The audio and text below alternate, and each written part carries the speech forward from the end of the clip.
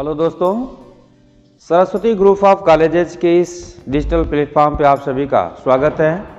दोस्तों, आज के इस क्लास में हम मौलिक कर्तव्यों का अध्ययन करेंगे। भारतीय संविधान के अंतर्गत मौलिक कर्तव्यों का जो उल्लेख है वह किस भाग में है और किस अनुच्छेद में तथा किस संवैधानिक संशोधन के तहत इसको जो है कि जोड़ा गया है, इन सभी बातों का अध्ययन हम इसमें करेंगे। सबसे पहले हम देखते हैं कि ये जो मौलिक कर्तव्य का विचार है वह किस देश के संविधान से लिया गया है। तो मौलिक कर्तव्यों का जो विचार है वह रूस के संविधान से प्रेरित है तथा यह 42वें संविधान संशोधन अधिनियम 1976 के द्वारा स्वर्ण सिंह समिति की सिफारिश पर संविधान के भाग 4A के रूप में क्या किया गया है, शामिल किया गया है। तो यहां से आपको 2-3 बातें महत्वपूर्ण है जिसको याद रखना है।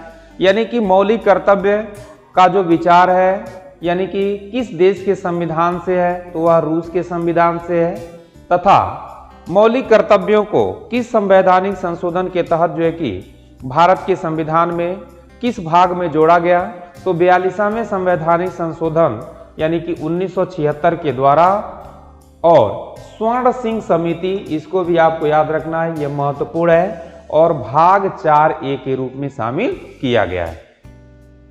मूल रूप से मौलिक कर्तव्यों की जो संख्या थी वह 10 थी। कब? यानी कि 42वें संवैधानिक संशोधन 1976 में जब मौलिक कर्तव्य को भारतीय संविधान में भाग 4A के रूप में जोड़ा गया, तो उस समय हमारे जो मौलिक कर्तव्य थे वह कितने थे? उनकी संख्या सिर्फ और सिर्फ 10 थी। लेकिन बाद में फिर से 86वें संवैधानिक संशोधन 2002 के माध्यम से एक और कर्तव्य जोड़ा गया और इस तरह से वर्तमान में हमारे जो मौलिक कर्तव्य हैं उन मौलिक कर्तव्यों की जो संख्या है वह कितनी हो गई है? 11 हो गई है। और ये जो मौलिक कर्तव्य है यानी कि अनुच्छेद नंबर अगर पूछा जाए तो 51A होगा और भाग 4A है। तो यहाँ से जो महत्वपूर्ण प्रश्न बनते हैं वह यही बनते हैं कि किस संवैधानिक संशोधन के तहत मौलिक कर्तव्य को संविधान में जोड़ा गया। तो 42वें संवैधानिक संशोधन 1976 के द्वारा भाग 4A के रूप में मौलिक कर्तव्यों को भारतीय संविधान में जोड़ा गया। और जब मौलिक कर्तव्यों को जोड़ा गया उस समय हमारे मौलिक कर्तव्य सिर्फ और सिर्फ 10 थे, परंतु 86वें संवैधानिक संशोधन के तहत 2002 में एक मौलिक कर्तव्य और बढ़ा दिया गया और वर्तमान में मौलिक कर्तव्यों की जो संख्या है वह 11 है और अनुच्छेद जो है वह 51A है और भाग 4A है। तो यहाँ से इतनी बातों को आपको ध्यान रखना है। राज्य के नीति निर्देशक सिद्धांतों की तरह जो मौलिक कर्तव्य भी प्रकृति में गैर न्यायिक है, यानी कि इसके विरुद्ध भी हम किसी भी न्यायालय की शरण नहीं ले सकते हैं। तो इस तरह से यह मौलिक कर्तव्य से जो महत्वपूर्ण प्रश्न बनते हैं विभिन्न प्रतियोगी परीक्षाओं में वह यहीं से बनते हैं, इसलिए इसको आपको याद रखना है। अगला है कि मौलिक कर्तव्यों की सूची का हम अध्ययन करेंगे कि कौन कौन से मौलिक कर्तव्य हम लोगों को दिया गया है। सबसे पहला है संविधान का पालन करें और उसके आदर्शों, संस्थाओं, राष्ट्राध्यक्ष एवं राष्ट्रीय गान का हम सभी को क्या करना चाहिए? आदर करना चाहिए। यानी कि भारत के प्रत्येक नागरिकों का ये कर्तव्य है कि संविधान जो हमारा लिखित रूप में मौजूद है उस संविधान का हम सभी लोगों को क्या करना चाहिए? पालन करना चाहिए। उसके जो भी विधि है उस विधि के अनुरूप व्यवहार करना चाहिए। इसके साथ साथ उसके जो आदर्श हैं, उसकी जो संस्थाएं हैं, उसका राष्ट्र ध्वज है, राष्ट्रगान है, इन सभी का हम सभी भारतीयों को सम्मान करना चाहिए, आदर करना चाहिए। ये हम सभी का क्या है? कर्तव्य है। दूसरा मौलिक कर्तव्य है स्वतंत्रता के लिए राष्ट्रीय आंदोलन को प्रेरित करने वाले उच्च आदर्शों को हृदय में संजोए रखें और उनका क्या करें? पालन करें। क्योंकि आप सभी लोगों ने ये पढ़ा है कि हम सभी लोगों को स्वतंत्रता प्राप्त करने के लिए एक लंबे समय तक यानी कि अंग्रेजों के द्वारा भारत में जो है कि 1600 में ईस्ट इंडिया कंपनी की स्थापना की जाती है और फिर से यहाँ से धीरे धीरे उनका हस्तक्षेप भारतीय प्रशासन में भी शुरू होता है और 1947 में जाकर के हम आज़ाद होते हैं। तो इतने एक लंबे संघर्ष के बाद जो है कि हमें स्वतंत्रता प्राप्त हुई थी। तो इस तरह से हम सभी लोगों का कर्तव्य है कि भारतीय राष्ट्रीय आंदोलन को मुख्य रूप से जो व्यक्ति जो है कि आंदोलन के द्वारा हमें आज़ादी प्राप्त हुई है, उन सभी आदर्शों को, उन सभी जो है कि बातों को अपने जो है कि हृदय में संजोए रखें और उनका क्या करें, पालन करें, उनका जो है कि सम्मान करें। इसके साथ साथ अगला जो कर्तव्य है वह है कि भारत की जो संप्रभुता है, एकता है और अखंडता है, इसकी रक्षा करें तथा इसे अक्षुण्ण बनाए रखें। यानी कहने का तात्पर्य यह है कि राज्य के जो 4 तत्व होते हैं उसमें से जो संप्रभुता है वह सबसे महत्वपूर्ण है और बिना संप्रभुता के हम किसी भी जो है कि राज्य की कल्पना नहीं कर सकते हैं। तो अतः जो भारत की संप्रभुता है इसका भी हमें क्या करना चाहिए, रक्षा करनी चाहिए। भारत के अंदर हम सभी को एकता बना करके रहना चाहिए क्योंकि अनेकता में बहुत ज़्यादा जो है कि समस्याएं उत्पन्न होती हैं। इस तरह से जब तक हम एक नहीं रहेंगे तब तक इस संप्रभुता की रक्षा नहीं हो सकती है। इसके साथ साथ अखंडता की रक्षा करना हम सभी लोगों का कर्तव्य है। तो इसमें आप लोगों ने देखा कि संविधान का पालन करें, उसके आदर्शों, संस्थाओं, राष्ट्रध्वज, राष्ट्रीय गान का आदर करें, स्वतंत्रता के लिए राष्ट्रीय आंदोलन को प्रेरित करने वाले उच्च आदर्शों को हृदय में संजोए रखें, उनका पालन करें, भारत की प्रभुता, एकता और अखंडता की रक्षा करें तथा उसे अक्षुण्ण बनाए रखें। इसके साथ साथ अगला जो कर्तव्य है वह है कि देश की रक्षा करें, आह्वान किए जाने पर राष्ट्र की सेवा करें। ध्यान दीजिएगा, यानी कि देश की रक्षा सर्वोपरि होनी चाहिए। भारत के प्रत्येक नागरिक के अंदर ये भावना होनी चाहिए कि अगर देश के ऊपर किसी भी तरह की कोई संकट उत्पन्न होते हैं तो उसमें हम सभी को बढ़ चढ़ करके हिस्सा लेकर के देश की रक्षा करनी चाहिए तथा आह्वान किए जाने पर, यानी कि हम भारतीयों से अगर किसी तरह की सरकार के द्वारा ये उम्मीद की जा रही है कि हम भारतीयों को ऐसा करना चाहिए तो अवश्य ही उस तरह का कार्य करना चाहिए, राष्ट्र की सेवा करना चाहिए। अगला है कर्तव्य कि भारत के सभी लोगों में समरसता और समान भ्रातृत्व की भावना का निर्माण करें, जो धर्म, भाषा व प्रदेश या वर्ग आधारित सभी प्रकार के भेदभाव से परे हो। ऐसी प्रथाओं का त्याग करें जो स्त्रियों के सम्मान के विरुद्ध हो। यहाँ आप देख रहे होंगे कि कह रहा है कि हम सभी लोगों में क्या होनी चाहिए, समरसता होनी चाहिए, समान भ्रातृत्व की भावना होनी चाहिए, यानी कि भारत के प्रत्येक नागरिक के अंदर भाई भाई की विचारधारा होनी चाहिए। इसके साथ साथ इस तरह के माहौल को भी बनाए रखना चाहिए, किसी भी तरह का जो है कि सांप्रदायिक माहौल क्रिएट नहीं करना चाहिए। फिर कह रहा है कि धर्म, भाषा, प्रदेश या वर्ग आधारित सभी प्रकार के भेदभाव से क्या होना चाहिए, परे होना चाहिए। जैसा कि आज के समय में अनेक राजनीतिक पार्टियों के द्वारा जाति के नाम पर, धर्म के नाम पर लोगों को जो है कि गुमराह किया जाता है, क्योंकि उनको जो है कि मत चाहिए, यानी कि अपना जनाधार बढ़ाने के लिए ऐसा लोग करते हैं, लेकिन ऐसा नहीं करना चाहिए। यानी कि हम सभी लोगों को एक साथ मिल करके रहना चाहिए।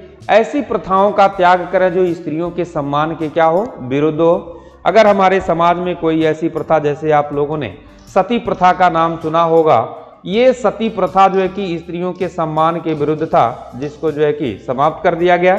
तो इस तरह की कोई भी अगर प्रथा हमारे समाज में विद्यमान है जो स्त्रियों के सम्मान के विरुद्ध है, तो ऐसे जो है कि प्रथाओं का भी त्याग करना चाहिए। अगला है कि हमारी सामाजिक संस्कृति की गौरवशाली परंपरा का महत्व समझें और उसका परिरक्षण करें। कहने का तात्पर्य यह है कि हमारी जो संस्कृति है विश्व में जो है कि सबसे महत्वपूर्ण संस्कृति मानी गई है। इसके साथ साथ इसकी जो गौरवशाली परंपरा है, इसके महत्व को समझना चाहिए। इसमें किसी भी तरह का कोई भी जो है कि कटाक्ष नहीं करना चाहिए। अगर हमारी संस्कृति विश्व में सबसे अच्छी संस्कृति नहीं होती तो अन्य देशों के द्वारा भी इसको मान्यता प्राप्त नहीं होती। तो इस तरह से हमारी जो सांस्कृतिक है, इसके गौरवशाली जो परंपरा है इसको हमेशा हमें बनाए रखना चाहिए तथा इसका जो है कि परिरक्षण करना चाहिए, अर्थात इसके ऊपर अगर किसी तरह का कोई आघात हो रहा है तो इसकी रक्षा करना भी हम भारतीयों का क्या है, कर्तव्य है। तो इस तरह से यहाँ पर भी आप लोगों ने देखा, चौथा है देश की रक्षा करें, आह्वान किए जाने पर राष्ट्र की सेवा करें, पांचवा है भारत के सभी लोगों में समरसता और मानव भ्रातृत्व की भावना का निर्माण करें, जो धर्म, भाषा, प्रदेश या वर्ग आधारित सभी प्रकार के भेदभाव से परे हो, ऐसी प्रथाओं का त्याग करें जो स्त्रियों के सम्मान के क्या हो, विरुद्ध हो। छठवां मौलिक कर्तव्य, हमारी सामाजिक संस्कृति की गौरवशाली परंपरा का महत्व समझें और उसका क्या करें, परिरक्षण करें। फिर से आगे देखते हैं। अगला जो मौलिक कर्तव्य है वह है कि प्राकृतिक पर्यावरण जिसके अंतर्गत वन, झील, नदी, वन्य जीव आते हैं की रक्षा करनी चाहिए। इसके साथ साथ सर्व संवर्धन करें और इसके प्राणी मात्र के लिए दया भाव रखें। ध्यान दीजिएगा, यानी कि ये भी हमारे देश के लिए धरोहर है। जैसे मान लीजिए कि जंगल हो गया, झील हो गया, आपके नदी हो गए, वन में रहने वाले जीव हो गए, ये सभी जो है कि हमारी प्राकृतिक पर्यावरण के संतुलन को बनाए रखने में विशेष योगदान रखते हैं। इसलिए हम भारतीयों का ये कर्तव्य है कि अपने देश के अंदर जो वन है उस वन की रक्षा करनी चाहिए। इसके साथ साथ जो झील है, नदी है, नदी को गंदा होने से बचाना चाहिए। वन्य जो जीव हैं उन वन्य जीव की भी रक्षा करना हम भारतीयों का कर्तव्य है। इसके साथ साथ उसके संवर्धन के लिए जो भी प्रयास हो सके उसको करना चाहिए और प्राणी मात्र के लिए दया भाव की भावना हम सभी को रखनी चाहिए। यानी कि जो भी प्राणी है वह दया भाव उसके प्रति होनी चाहिए, यानी कि वन्य जीवों की हम क्या करनी चाहिए, रक्षा करनी चाहिए। तो इस तरह से प्राकृतिक पर्यावरण के संबंध में भी हम भारतीयों का कर्तव्य है कि उसको सुरक्षित रखा जाए। अगला जो मौलिक कर्तव्य है वह है कि वैज्ञानिक दृष्टिकोण से मानववाद और ज्ञानार्जन तथा सुधार की भावना का विकास करें।